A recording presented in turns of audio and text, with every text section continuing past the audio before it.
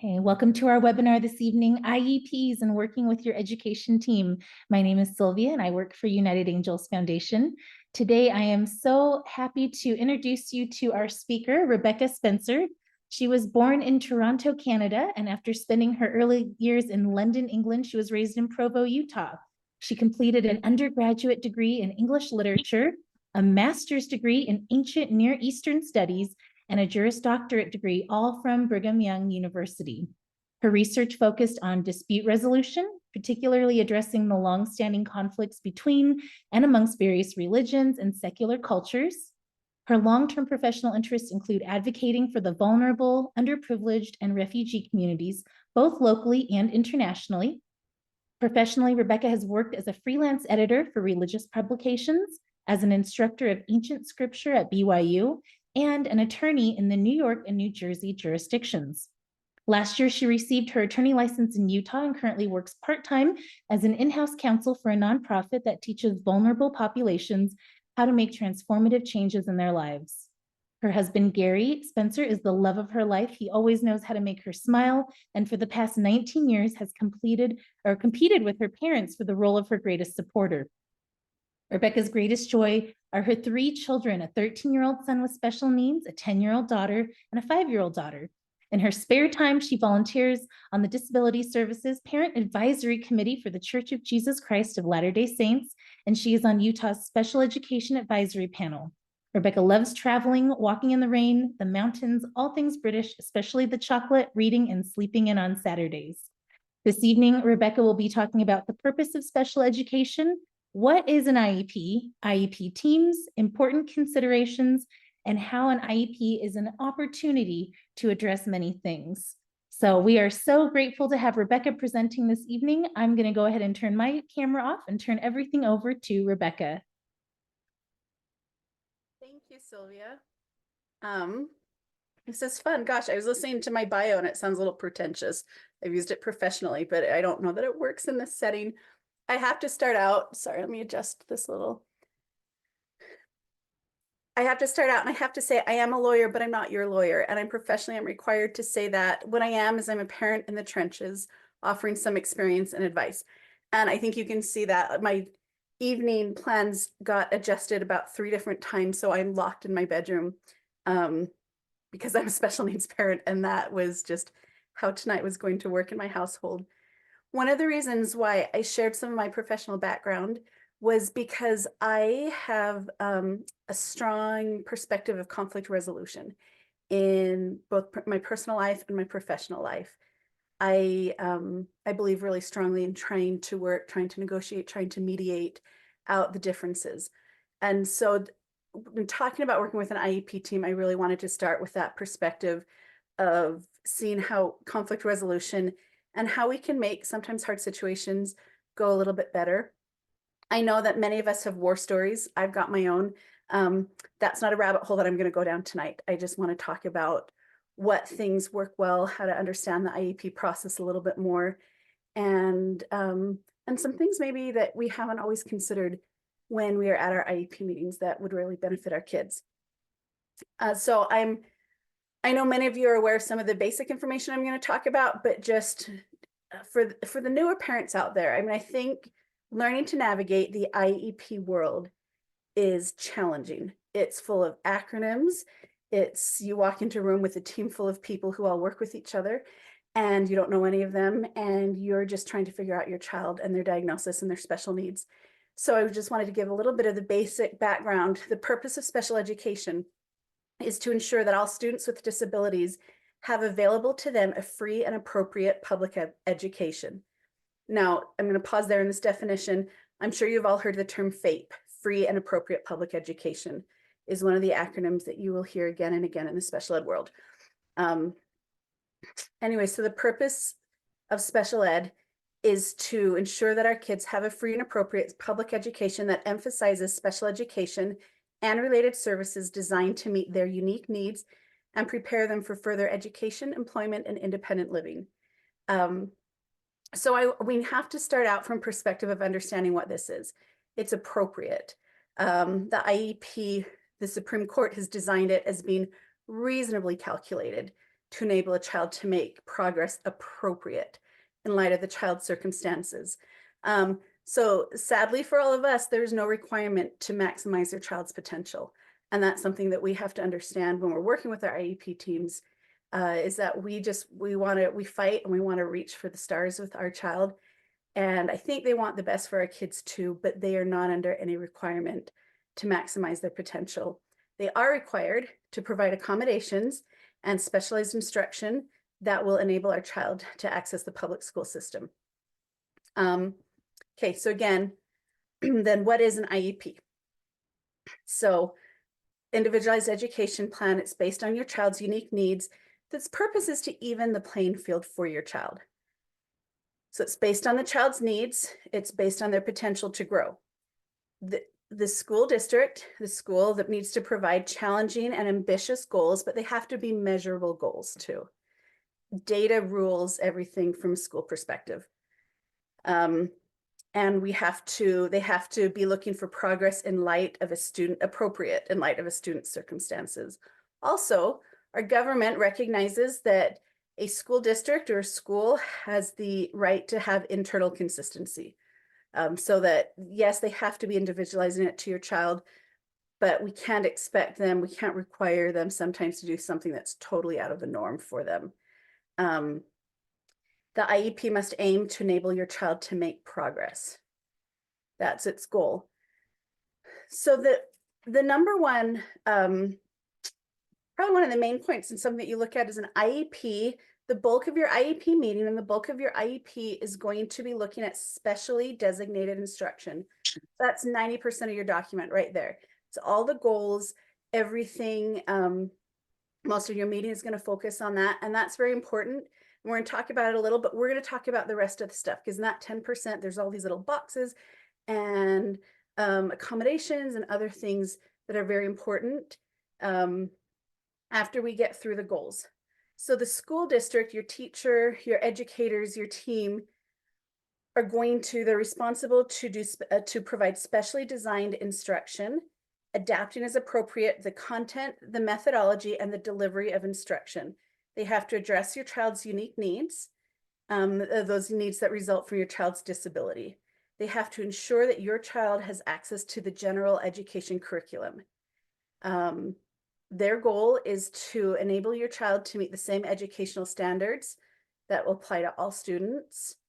And when they adapt the content, this is really important. They should not lower the content level. Right now, we've got stepping stones, right? You can't expect to read at a 4th grade level if you haven't read at a 1st grade level yet. But they should never lower the content level. They really adapting and doing the specially designed instruction is adapting the way that your student is taught, not adapting the material that is taught to your child. So again, like I said, this is going to take up the bulk of your IEP meeting.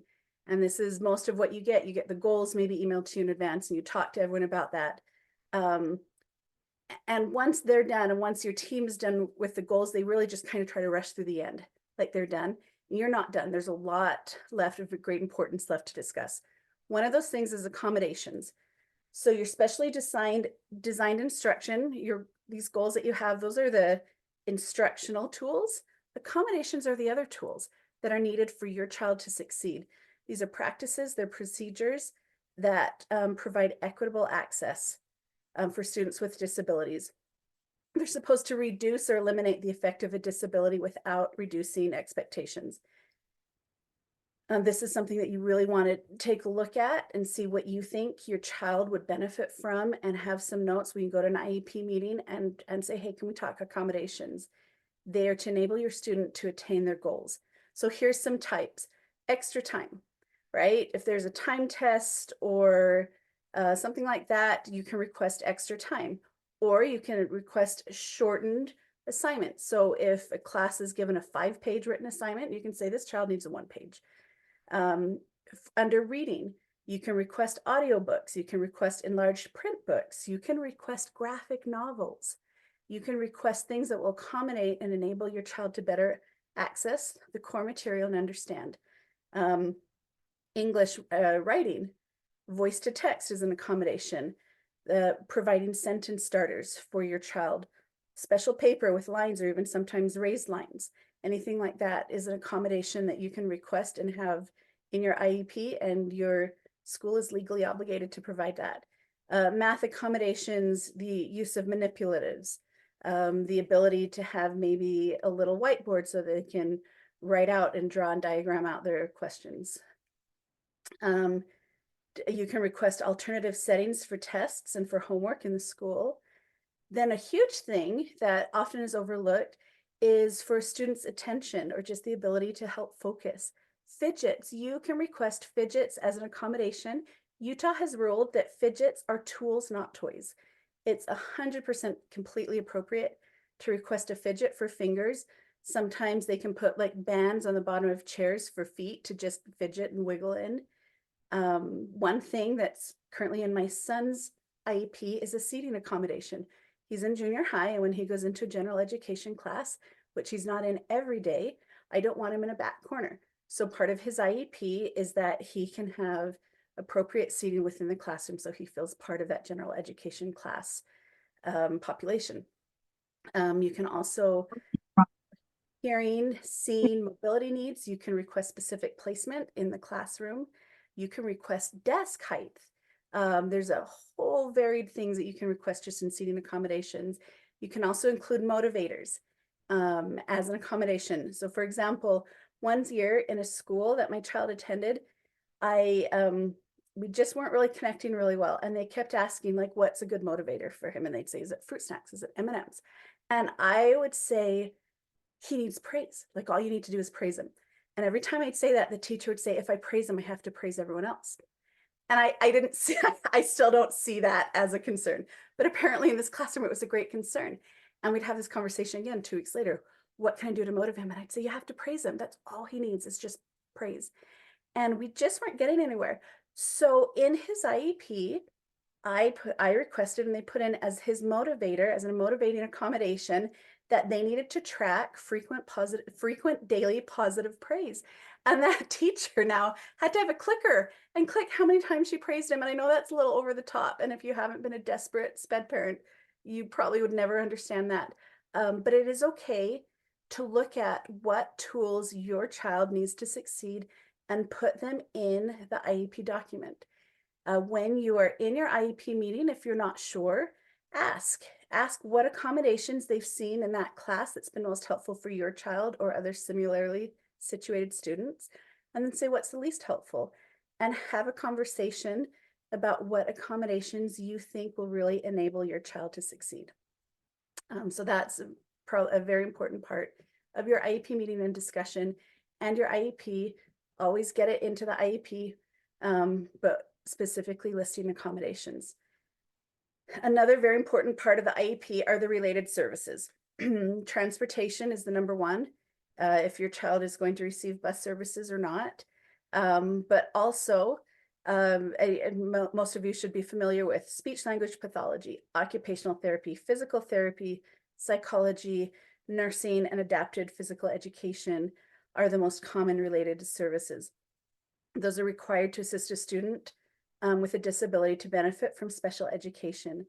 Just like their classroom placement, those are also under a least restrictive environment standard. So the school district is not required to give your child one-on-one adapted PE when that child can function in a class full of other special needs students with adapted PE. Sometimes with speech or occupational therapy or physical therapy, they do get a more one-on-one because under this least restrictive environment, that's where your child is going to thrive the most. But just so you know, they are not required to provide the related services on a one-on-one basis level. Another very important part of your IEP is assistive technology. You guys, this is a really small box on one of your last pages. It's just, is assisted technology required? And it's with a lot of frequency just checked no. And that is such a shame. It was something I didn't know about for a lot of years. Assisted technology is any item or piece of equipment or product or system that is used to help increase, maintain, or improve functional capabilities of a student with a disability. Anything that helps assist the student in their education. So in Utah, where we're at, so I assume most people here are from Utah, but I hope your other states have similar type programs. But in Utah, there's a program called UAT, UATT, and it's Utah Assisted Technology Teams. This is a state-funded program. So if your child qualifies for this assisted technology, it does not come out of a school budget. It does not come out of a school district budget. There is state funds that provide assisted technology for your child. What the process is you have to have your child evaluated by the UAT people from your school district. So your special education teacher or the gen ed, if you don't have a special ed teacher, is going to fill out a referral. You sign, the principal approves it, and then it goes to your school district, and then they send a team of people in to evaluate your child and to see what assistive technologies might help them. They have in the state of Utah a wealth of really cool, amazing assisted technologies that they will cater to a child's need. So this has been something that I didn't know about for a lot of years, and I've met with the people in Salt Lake to learn about it. We're in the process of getting my child evaluated. Something really important to know is that you can't just like go shopping. Like it's not a shopping list that you can just be like, I love this, this, this, and this, and this for my child. Whatever technologies that they will make available to your child, they have to correspond to an IEP goal. So for example, one thing that for my child specifically, his communication, his speech, unique to him is that once he can write, his written speech precedes his verbal speech skills. So we are working on two-way communication, and I would love some assisted technology used in the school to practice conversation skills. And this could really be as simple as an instant messaging program, but we've got it written in the IEP for the use of technology or written or whatever means are best for this child. So now when they come and they evaluate him and they look at his data and they look at his speech, I have the corresponding piece in his IEP to put it all together. Another thing that we're looking at from my child specifically to that is he's in junior high and he's starting to have some general ed inclusion. And we would like the learning materials adapted to his reading level for his general ed courses. And the state has some assisted technology that can do that. But again, I had to write it into his IEP that we would need, to facilitate his general education inclusion, that he needs the help of materials adapted to his reading comprehension so that he can have meaningful participation in that class. But that is something that in an IEP that you want to look at.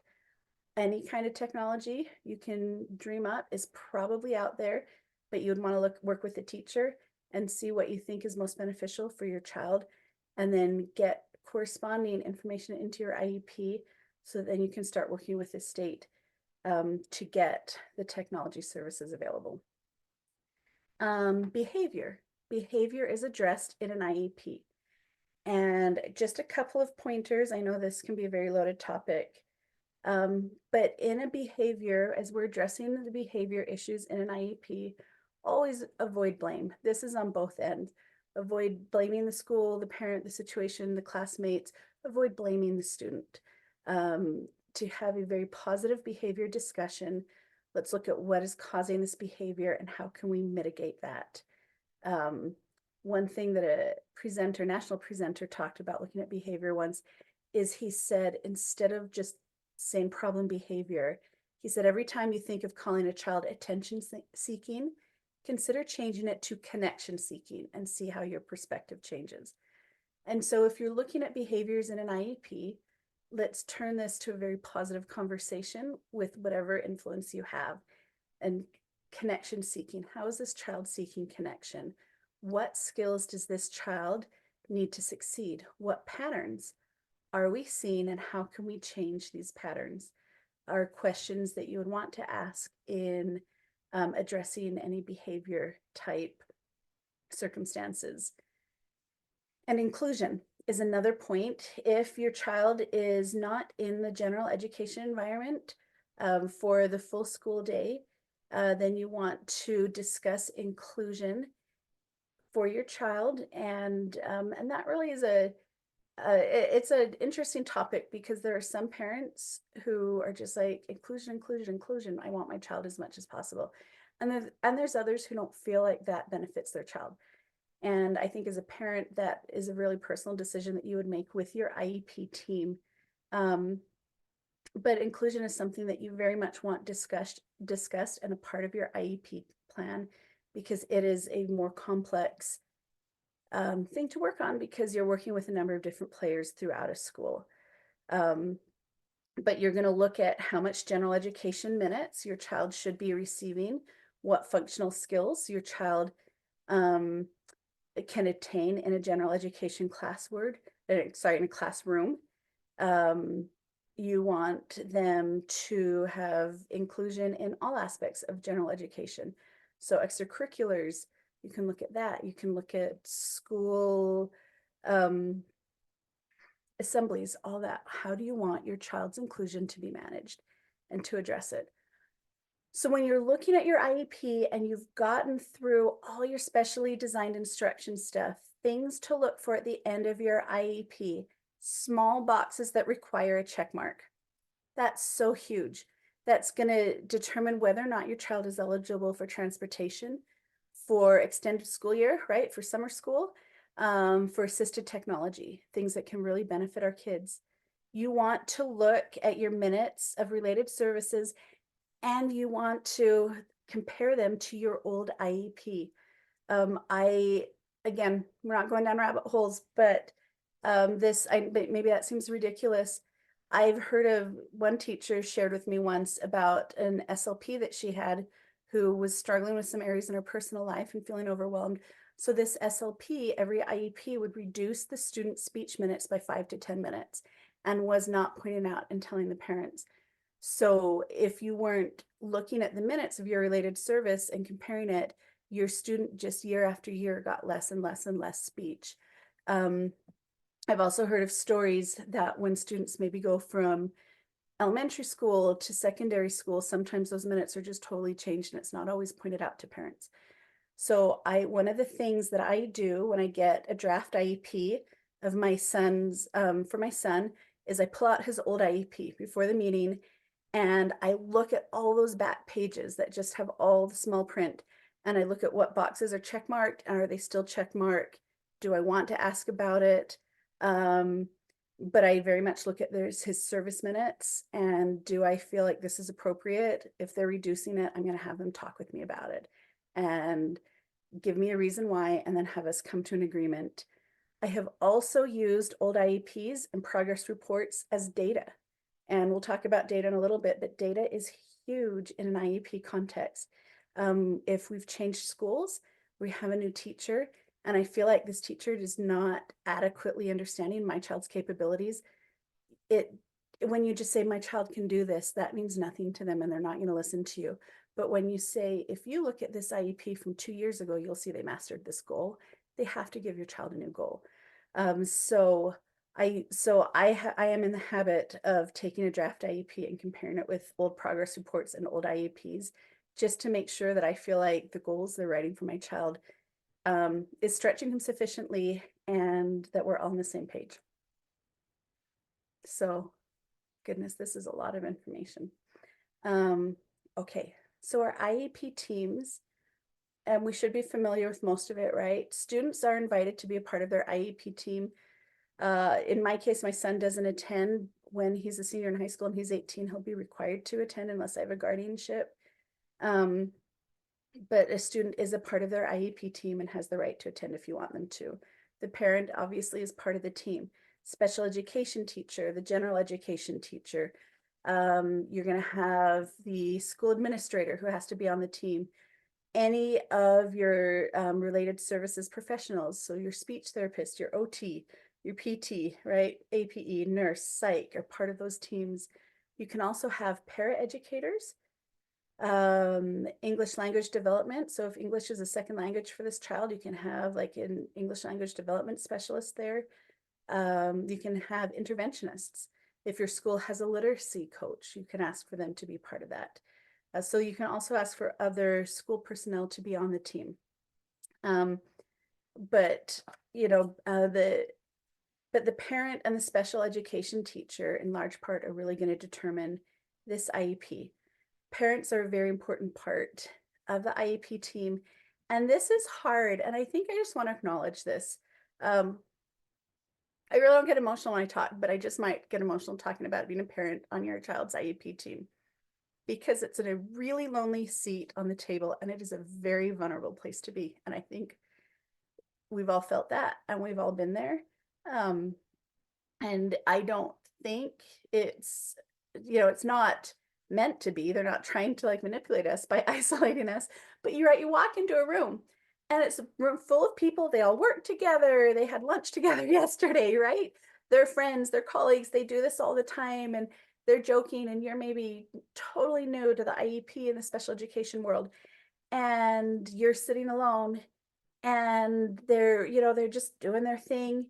And then by nature of how an IEP is set up, they have to start out by talking about all your child's deficiencies, like why your child qualifies for special education.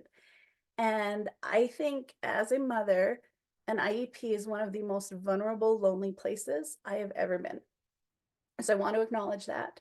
And I want to talk about it a little bit because it is hard and it's vulnerable and it's lonely, but we are so needed to speak up and to take our role at that table as a valued member of that team. You have a unique and very important perspective on your child, on their strengths, on their needs.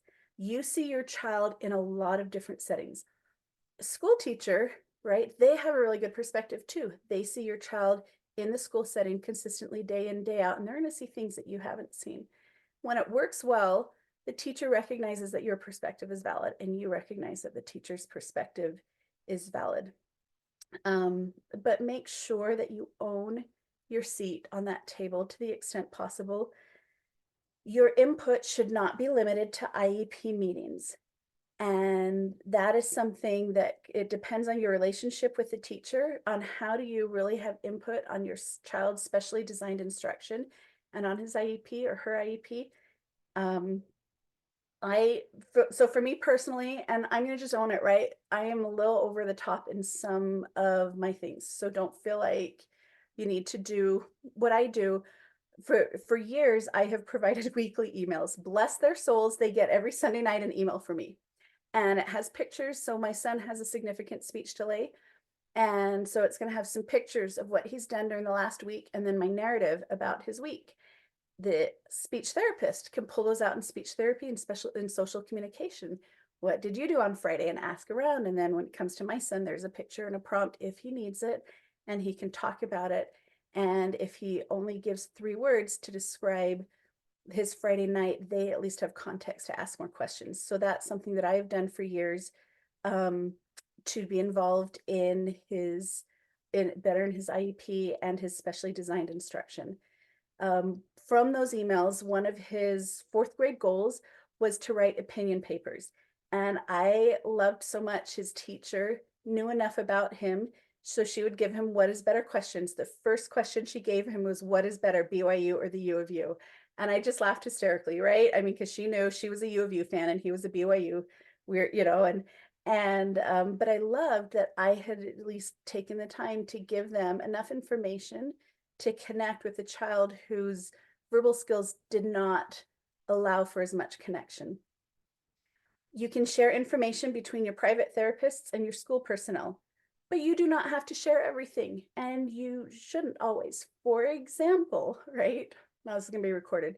My son just graduated from speech therapy, from private speech therapy after 11 years. I am not telling the school district that because I want him to still have social speech support in an IEP, and I don't want them to know that he no longer is pursuing private speech therapy.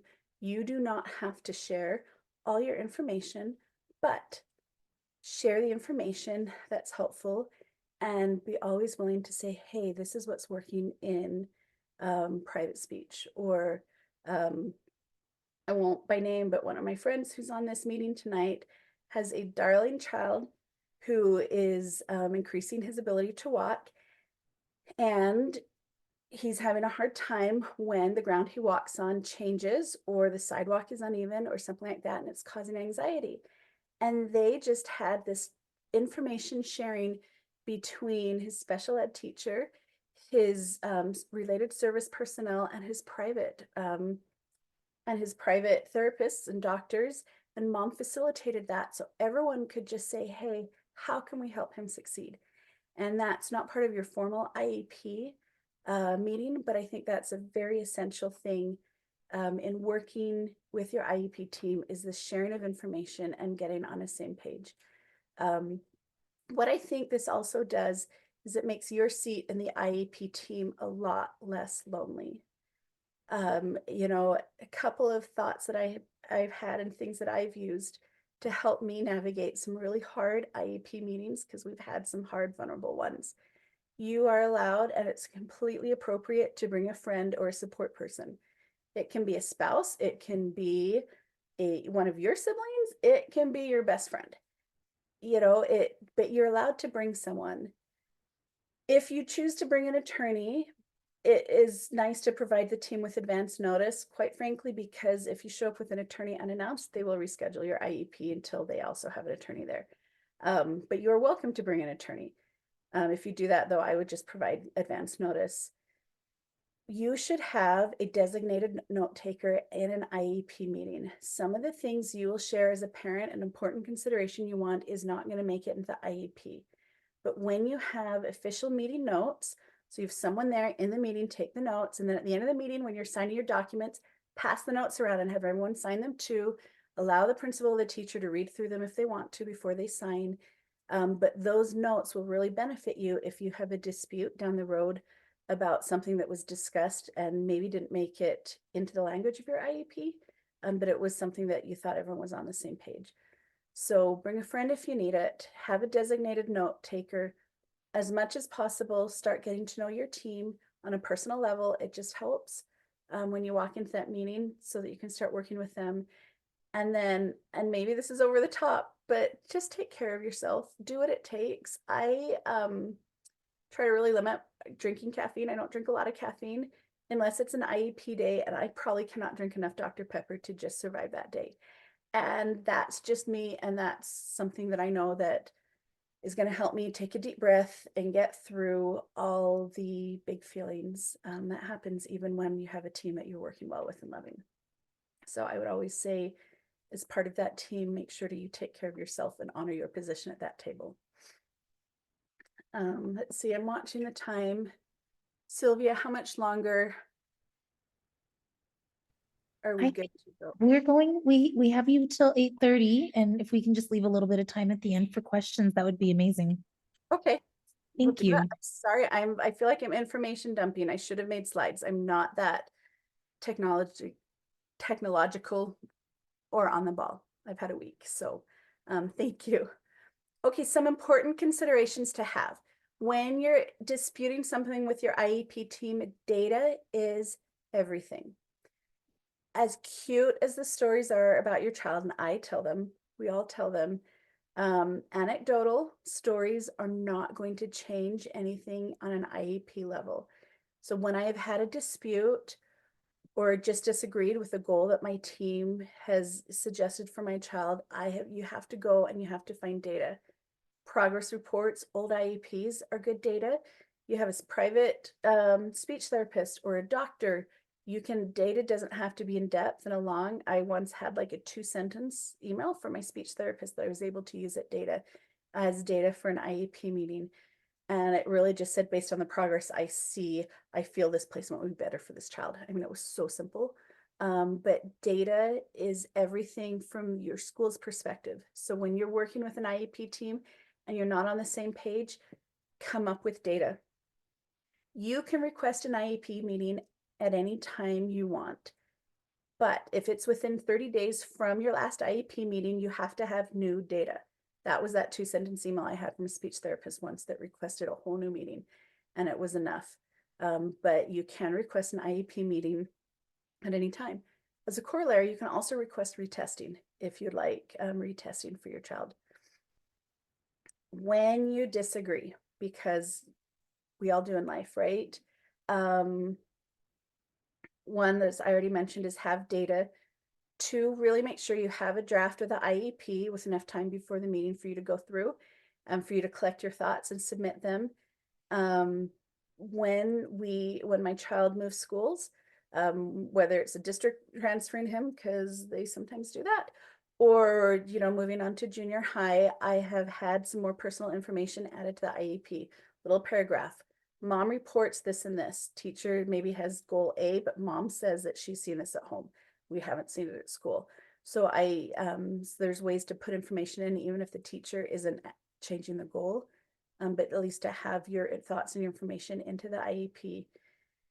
Something that I think is really important is to recognize that your special education teacher's boss is probably in attendance at the IEP meeting. This teacher will really appreciate if you work with them before the meeting.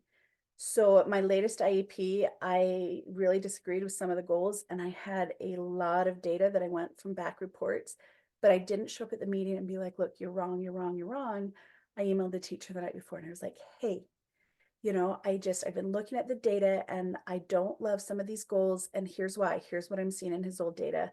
I don't know if this is reflective of where my child is. And your teacher's really going to appreciate that, just the chance to not maybe have you say, look, you've really missed some stuff about my child in front of the teacher's employer, in front of the teacher's boss. Other team members will also appreciate it because it takes a lot less time to rewrite a goal before a meeting than during a meeting. Here's the flip side. If you feel like you've been making reasonable requests of the teacher and they are not being honored, also remember that their boss is in attendance at the IEP meeting and it sometimes is appropriate to ask again. So an example of that is in one of my child's schools, I kept talking to the teacher and she was like, how do we get him to socially interact more? And I would say, please give him and helper responsibility. Have him hand out the pencils and mention each child by name. So he has to hand it to John, and then he has to hand it to Mary, and then and this will help him connect with the students. He loves to help. This will be a good thing. And every time I asked the teacher to do that, this went on for a couple of months. She said, if I do that, I have to have everyone do that. And I don't understand it. I don't see it. Why you wouldn't want every child to have helper roles in the classroom. And I was really frustrated with that. We got to the IEP meeting and we're talking about social skills. And I said, sitting right there with the principal in the room, I said, you know what? I've been thinking I would love for my child to have some helper responsibilities in this classroom every day. Give him one assignment that he's interacting with students and he's helping. I think that will really benefit him socially. And the principal was like, I love that idea. And guess what finally happened in the IEP? So I really believe in working nicely with the teachers because they're the one who's interacting with your child. And so I've tried really hard always to work well with them. But also, it is okay to recognize that their boss is in that meeting. And if you're having a hard time getting something that you think is totally reasonable, ask again in a meeting. If you disagree, you do not have to sign the IEP at the time of the meeting. And you can say, I want to think about it, or let's look at some data. But you need to know that if you don't sign within 30 days, it's adopted as the IEP without your signature. So if you don't sign the IEP, that's fine, but have a plan to say, let's sit back down in 2 weeks. Let's look at something else. Don't just walk away without signing because it will become your child's IEP with or without your signature. Okay. Two final things. I wanted to talk just about the IEP as an opportunity to address many, many, many things. And I think we've talked about a lot of it. One is something I feel strongly about is inclusion. And I know a lot of parents feel differently about it, but federal law requires that to the maximum extent appropriate, children with disabilities are educated with children who are not disabled.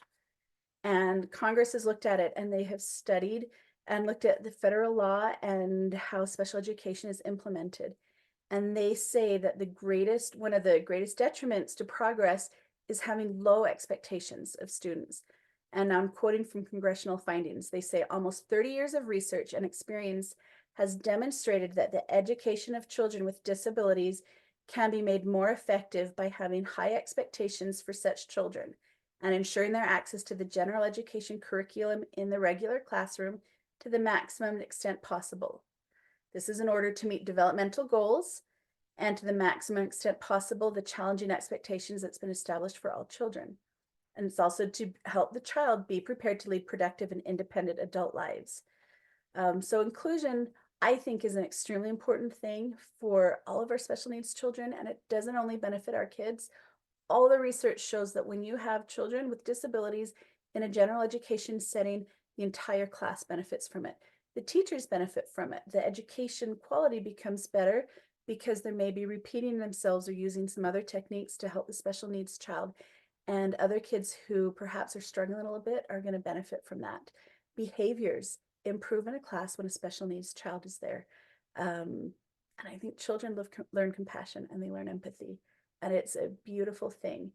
So, inclusion and acceptance of students with disabilities is making sure that your child is valued as a visible member of the school community with equal opportunities to contribute in that school. So this includes engagement with age-appropriate peers. You're not going to put a child with special needs who's a sixth grader in a first grade setting for inclusion. That is not inclusion.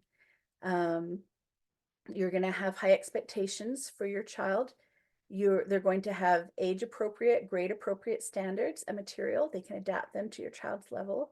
They're going to make available customized support for your child. And to the maximum extent possible, your child should have access to the general education community.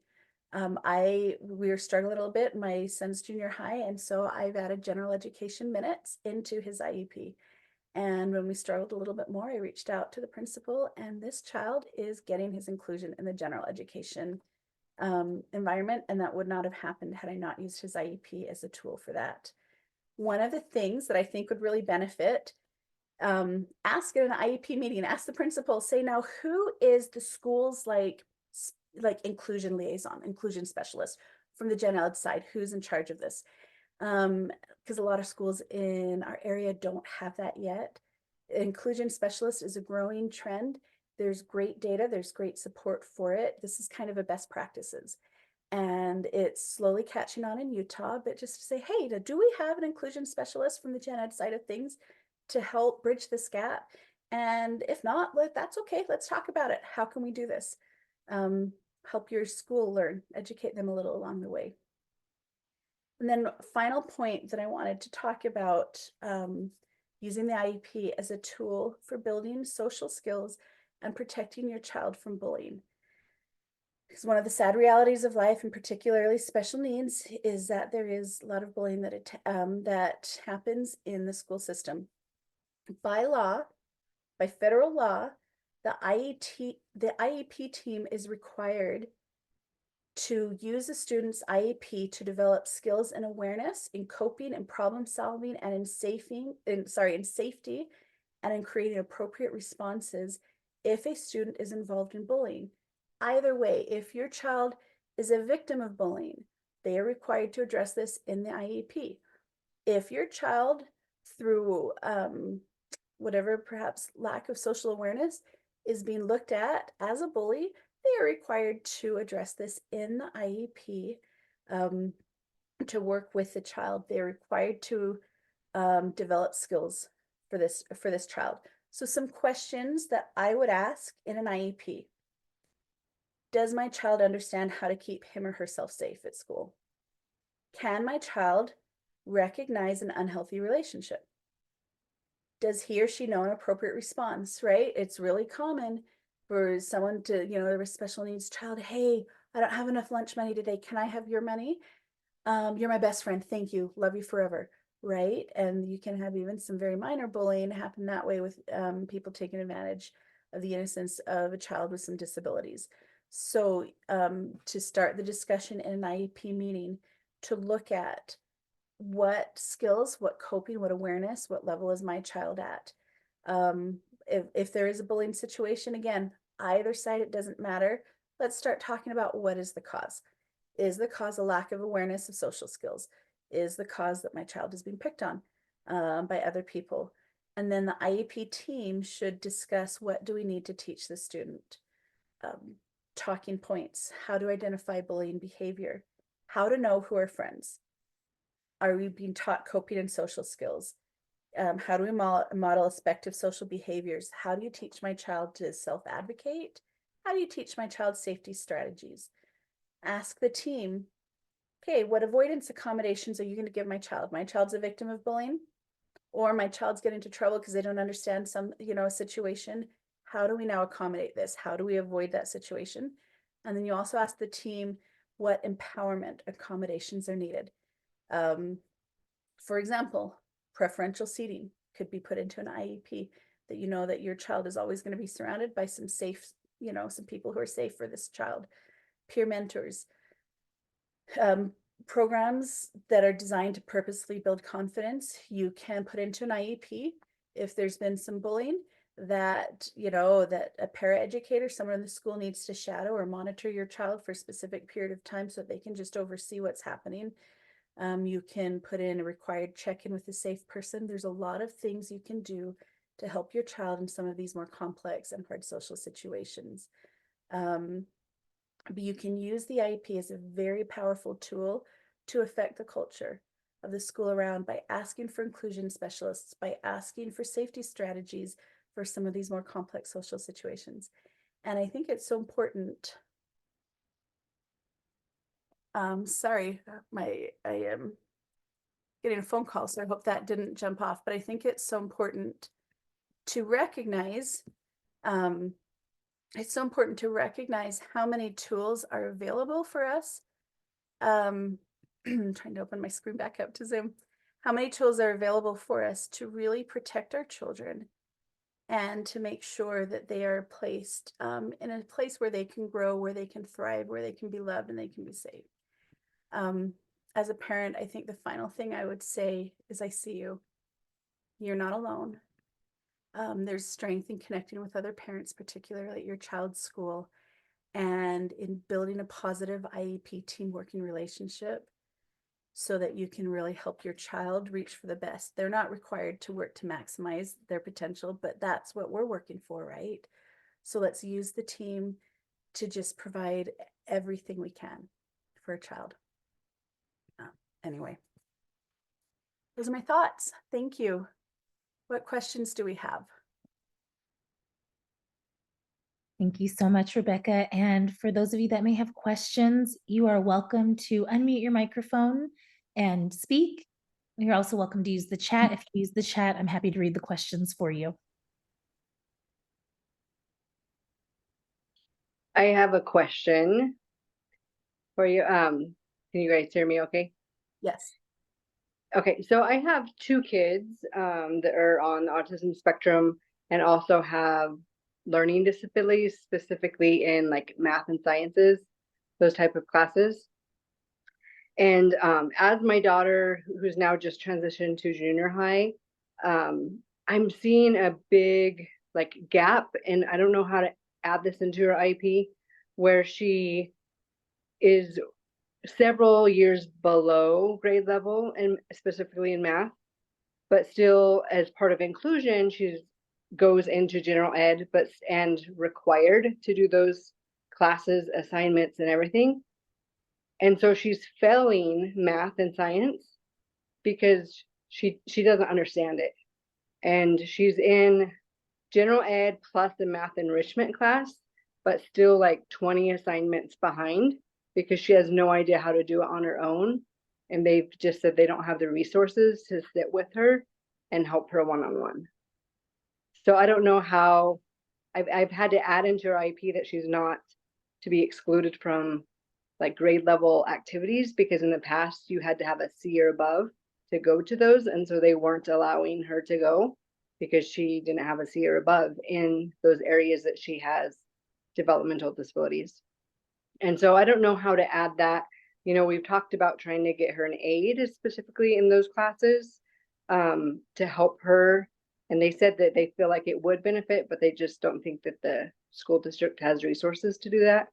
So I just want to get ideas on how we could, and this really, because she's a very like sees the facts, that black and white thinking. So she sees that she has an F, and so that pulls her like self-esteem down all the time, even though she's working hard. They've even said it's not that she's not working hard. When she takes a quiz, like she writes things out the most we've ever seen a student do, but it has nothing related to the actual math question we're asking or problem. And so just trying to see how we can bridge that and help her be and feel successful, because obviously as she gets older, those grades are going to matter to move on to the next grade. Yeah, I have a thought or two, and I want to say if there's others here who have other thoughts, feel free to raise your hand or toss it in the chat. But their responsibility is to provide your daughter with specially designed instruction. If she is failing and really doing poorly in this course, and it's due to her disability, so I would approach it in an IEP and say, okay, your goal, like our goal here is to come up with a specially designed instruction that is going to help my child to start catching up and to start to succeed. And what does this look like at a school level? They may not have the funding, and the aid thing is hard because they're going to argue least restrictive environment. They're going to say, well, if we put her with one-on-one, that's, that is not her least restrictive environment. And so we can't do that. And so it is really hard to require an aid, sadly, even though that would really benefit your child catching up. But district can be required if they have failed to meet their obligations under an IEP, they can be required to provide tutoring services after school. There's a number of things, but I would take it to the IEP team and I would just say, look, my daughter's disability is affecting her ability to succeed in these classes. We need specially designed instruction. Let's create a plan. And I would put it back to them because they are required by law to figure that out and to provide that. So I would put it to them. I would ask. I would also consider asking them, I don't know as much about math because I have not really looked into it, but for the science perspective, and say, what assistive technology might my child qualify for from the state? And for science, for example, we are hopeful to get state assistive technology that adapts the learning materials just to my child's exact reading level so that he can understand it. And it's something as simple as, if I can use a history example, if you hand a child the Gettysburg Address and they read 7 years ago, right? That can really limit a child's understanding. But when you can adapt the curriculum and the material for a child with a disability, you hand them the Gettysburg Address adapted, and it says 87 years ago, the people who lived before us, and all of a sudden you've bridged a gap. So I would ask them for specially designed instruction. That is the requirement for your child. And then I would ask them to look at assistive technology that might adapt the materials so that as we're working on getting caught up so that your child can function, in building this bridge, that they have something that's in place for this child, give her a tool to succeed. So that's my initial thought. They are required to design her instruction so that she can succeed. And I would just put it back to them, like, you guys, this is your legal requirement. What are we going to do? Let's come up with a plan. And you can request your IEP at any time to go over that. If you're more than 30 days since the last IEP and your data is the grades that your child is getting, you can just say, we need to sit down, we need a plan. You don't have to wait till your next annual IEP date comes up. That's great. Thank you. Yeah, I was wondering if we can add that into like even her IEP, that if she's required to be in general ed, which I think that's fine, and she thrives on that peer-to-peer interaction and she gets involved. She's actually in the school play and things like that. But and she has A's and B's in all her other classes, but those ones with the disabilities, I was wondering if we could add that into the IEP, saying that she needs to like have that one-on-one designed instruction, but also then making sure that her assignments, like she is caught up on assignments versus like just letting her go, like that they're checking in weekly to make sure what assignment she's done and making sure they either give her half the amount that the other students have, or something to design that curriculum to help her be successful. Yeah, no, they should. I don't know how much they can do. It's going to depend on the district. Part of it, which is a little bit sad, but one of the things that, like, government, if you're like pushing, like if you're going to go to the state and be like, they're not doing X for my child, they will look at what a school district typically does. But the school district has to do something. If your child is not succeeding in a class, your child has an IEP, and your child struggles in math and science, or because of your child's disability, they have to. They have to specially design the instruction. So I would turn it over to them to do that. And I think a great accommodation would be a weekly check-in. That, someone, the weekly check-in and by someone in the school, whether it's the actual math teacher, whether it's a resource teacher, whether it's an instructional coach at a school level, whether it's a counselor, they can look at how they want that to happen. But I'd put out the email and I'd say, hey, let's request a meeting. Let's sit down and let's all talk, because we're going to come up with a plan. And they're required to do it. They're required to provide specially designed instruction. So I would turn it over to them and ask them how they're going to do it. But 100% you can request an accommodation that your child is checked in like weekly. That's very appropriate. We have two questions in the chat. The first one is, what are your thoughts pertaining to the pros and cons when deciding between a more optimal special ed experience at a charter school versus traditional public schools? My thoughts. We tried 1 year at a charter school and it was a disaster. So my thoughts are skewed. So let me try to be, but what I really believe is it takes a lot of time and energy to find the right place for your child with special needs. And that can happen in a charter school and that can happen in a public school. A little bit about my background and my history is when my child started 2nd grade, it was his 5th school move and his 7th teacher. And I started really then fighting the district. They tried to a number of times, 2nd through 6th grade, move my child. And we found a place where he was succeeding. And I did it all, change.org, KSL News, everything. But what I did that I think I was most proud of is I started attending all the school board meetings. And I know the superintendent, every member of our district leadership team, and every member of our school board. And I started building relationships, and I worked really hard to cultivate and to just help create a place that was more friendly for my child and to find a place where my child could thrive. And I think that can happen at a charter school or at a public school. So for me, I would look specifically at what level of services your child needs, and does the charter school have the resources to provide that versus what is the public school providing. I would look at that. I would look at class size. I would look at what is the least restrictive environment that a public school is going to put your child into. So I'd look at a lot of those types of considerations. I always, before placement change for my child, I go and I sit at the school and at the class and I observe. So I would spend time doing my homework, doing my research, and I'd follow my gut. And you guys, sometimes my gut was wrong and I really regret that, but you're doing your best for your child. Sorry, I'm talking so much. You're doing your best for your child. And you can put them in a charter school. And if it's a disaster, I would not sit out that school year.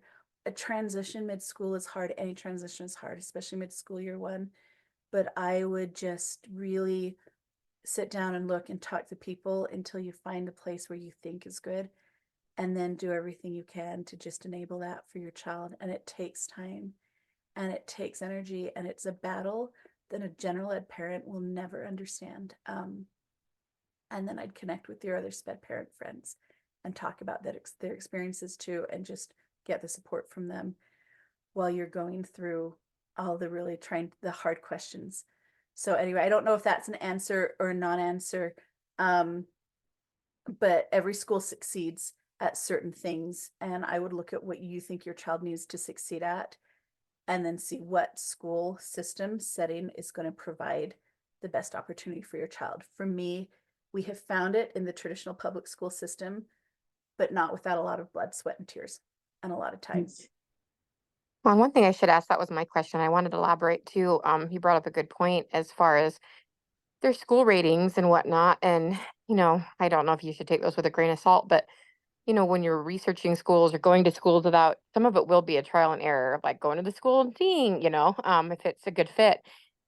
But, you know, what are the things you should look at while you're researching or trying to, for special ed specifically, as to, you know, how to make those kind of decisions? Absolutely. I would talk to a lot of parents, and you know, the charter school that we tried for a year, many people absolutely love their experience there. And a lot of times the experience that your child has at school is really, really determined by the teacher that your child is assigned. And it's not even the charter school versus the public school, it's the quality of special ed teacher. Special ed teachers are some of my favorite people on the planet. I think they walk on water. I love and adore them, but the quality of teacher is really going to affect your child's education and their experience. So I would, sorry, got little people knocking at my door, but I would definitely, I would just take the time to do the homework. And just like an IEP is individualized to your child's education and their unique needs, your school, your homework that you do for looking at charter versus traditional needs to just be individualized to what tools you think your child needs to succeed and who are the people you will be working with. Because that really, for me, the greatest indicator of my child's success is going to be the teacher who he's going to be working with and what potential that teacher sees in my child. So that's what I would really look to. Thank you, Rebecca. We have one final question in the chat. Do we have time? Yeah, I do. Great, thank you. After one's first IEP session, would you recommend not immediately signing and first sending it to an external resource for review to suggest edits or additions? And if so, who is a good external resource to look at that? You know, my first IEP experience, funny story, was totally illegal and inappropriate. And whoops, sorry, I just knocked my computer. So, and I didn't, right? Because I think you don't know. I really believe in the power of the village of other special ed parents. And I would reach out and connect with another special ed parent as you're starting your IEP world. Typically, you should have a draft of the IEP before your first meeting. I would request that if it's not given so that you can review beforehand. I think I said bring a friend if you want to bring a friend. But I would really connect with other special ed parents for starters and just say, hey, what am I looking for? Can you help me? Can you explain this to me? You can hire an attorney. Which is funny because I am an attorney and I don't even know who I would say try to hire. It's going to cost you probably easily $1,000. And all our extra money tends to go to therapies and other things for a child. And that hasn't been something that I've done. But early on, I wished that if I had known better, I would have connected with other special needs parents who had been in the trenches for a couple of years and just said, hey, can you talk with me? Can you help me? Can you look at this document and help me really understand? Because there are boxes that are checked and boxes that are not checked, and there's numbers at the end, and there's all this like stuff. It's this whole new world, and they're going to talk about right FAPE and IDEA and LEAs and LREs and right all the acronyms that they're just going to throw at you in these meetings. So I would not immediately signing. You've got 30 days, right? If you don't sign within 30 days, your signature it's deemed like they're just going to go forward with it. That's law. Because some parents, right, and that's to help the government when a parent's not engaged, and so they're going to hold an IEP and the parent doesn't show up, and they've got 30 days, and then the plan becomes the solid IEP because they are not going to hold the child back from working with the child because the parents aren't engaged. So that's why that law is there. So 30 days you can hold off. You've got some time to not sign and to review. You could look for a lawyer, but I would reach out. I would network. There's different Facebook groups. We're here with a fantastic foundation. And I would just reach out and say, hey, is there anyone who can just help me navigate this new world? because I promise, as busy as we all are as special needs parents, there's many of us who would absolutely jump to that call and just say, yes, let me come. I will. And I've said that to people I've never met before. I've said, I will come and sit with you in an IEP if I'm at all available. If this is a new and a hard world, let's help you figure it out.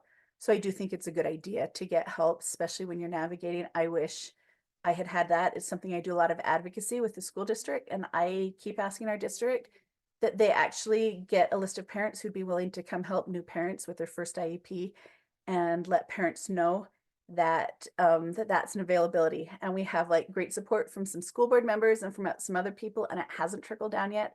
But I keep hoping that a school district would also even do that kindness. Say, hey, if you want another SPED parent to sit with you, we'll help you connect.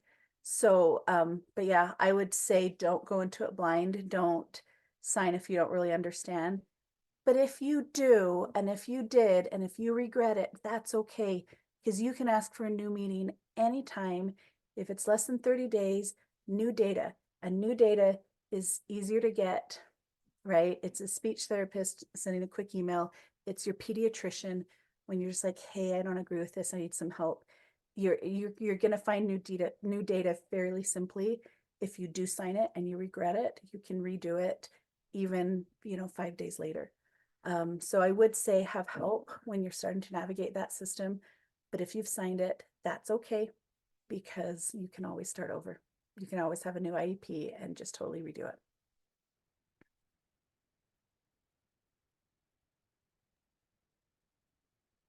Right. Thank you so much, Rebecca. What a wonderful presentation.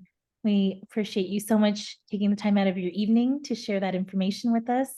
And for everyone that's joined us, thank you so much for taking time out of your day to come and learn and be the best parents that you can be to advocate for your child. We are so grateful that you joined us this evening. And again, this presentation was recorded, so we'll be making the link available later. Please, if you know another parent or you want to share it with your spouse or anyone, we'll make this available so you can share the resource as well. Thank you so much. Have a great evening. Thank you. Thank you.